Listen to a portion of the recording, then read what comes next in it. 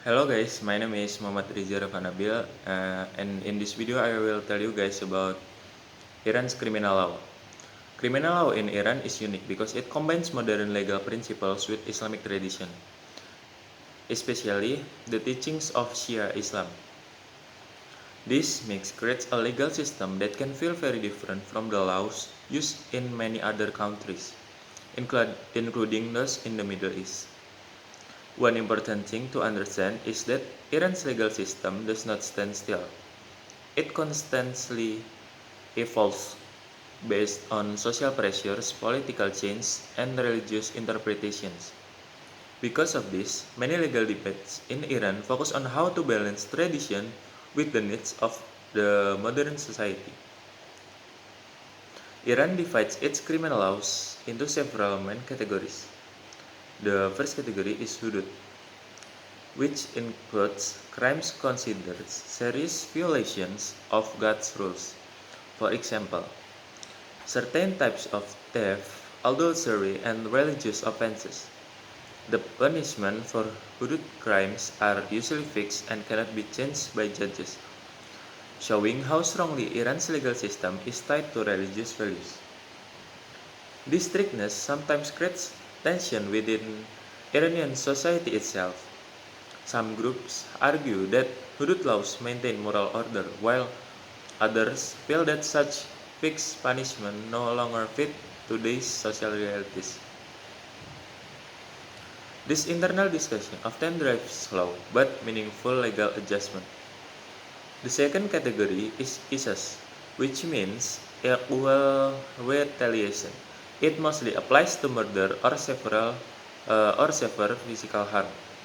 In qisas case, the victim's family plays a major role.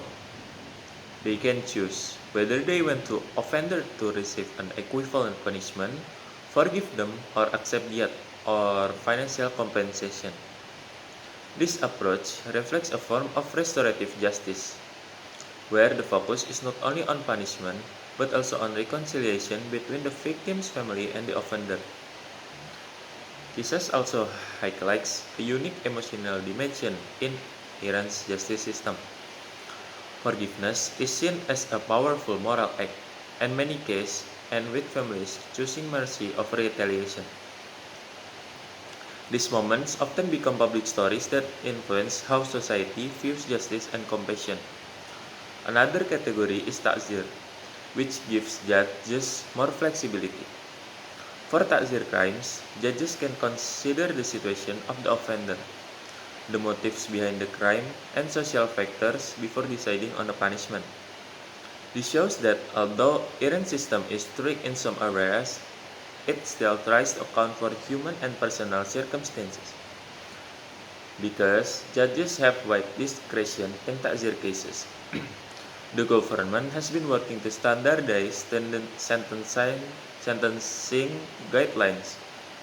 This is meant to reduce inconsistencies between courts and ensure that similar crimes receive similar responses, which is increasingly demanded by younger generation who expect a more predictable justice system.